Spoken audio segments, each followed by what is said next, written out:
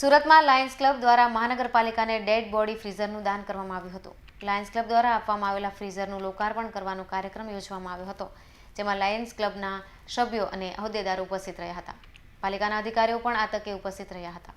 Lions દ્વારા લોકાર્પણના કાર્યક્રમમાં પાલિકાના ડેપ્યુટી કમિશનર એનવી ઉપાધ્યાય સહિતના અધિકારીઓ ઉપસ્થિત રહ્યા હતા. આ કાર્યક્રમમાં પાલિકા દ્વારા થતી સફાઈની કામગીરીને બિરદાવવામાં આવી હતી તથા મહામારી વખતે પાલિકા દ્વારા કરવામાં આવેલી કામગીરીની પણ લાયન્સના સભ્યોએ બિરદાવણી થઈ હતી. જી આપનું નામ? મારું નામ લાયન મોના દેસાઈ છે. જીએસટી કોર્ડિનેટર છું. કઈ પ્રકારનો કાર્યક્રમ રાખવાનો શું ઉદ્દેશ ખાસ?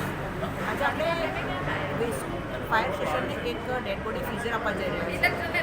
જ્યારે કોઈનું મૃત્યુ થાય છે એટલે ત્યારે એની ડેડ બોડી ખરાબ થઈ જતી હોય છે, કારણ કે એના રિલેટિવ્સ ઘણીવાર વહેલા મોડ આવતા હોય, 5-6 કલાક રાખવું પડતું હોય છે, ઘણીવાર એકાદ દિવસ પણ રાખવું પડતું હોય છે.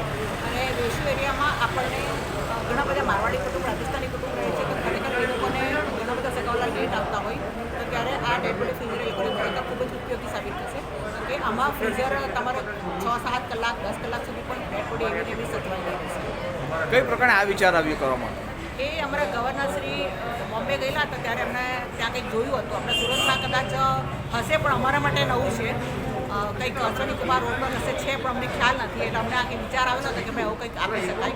અને એઝ અ સર્વિસ એક્ટિવિટીની હેડ તરીકે એ લોકોએ આ જવાબદારી મને આપી હતી અને એ મેં નાસિકથી મંગાવ્યું અને આજે આપણે ગિફ્ટ આપવા જઈ રહ્યા છીએ. લાયન્સ ક્લબ દ્વારા આપવામાં આવેલી ડેડ બોડી ફ્રીઝરથી મૃતદેહને સાચવવામાં મળી રહે છે. ઘણીવાર મૃતકના સગાવાલાઓને દૂરથી આવતા વાર લાગે તો તેવા સંજોગોમાં ડેડ બોડી ખરાબ થઈ જતી હોય છે.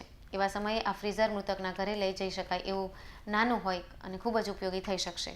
Bureau report, GSM news, Surat.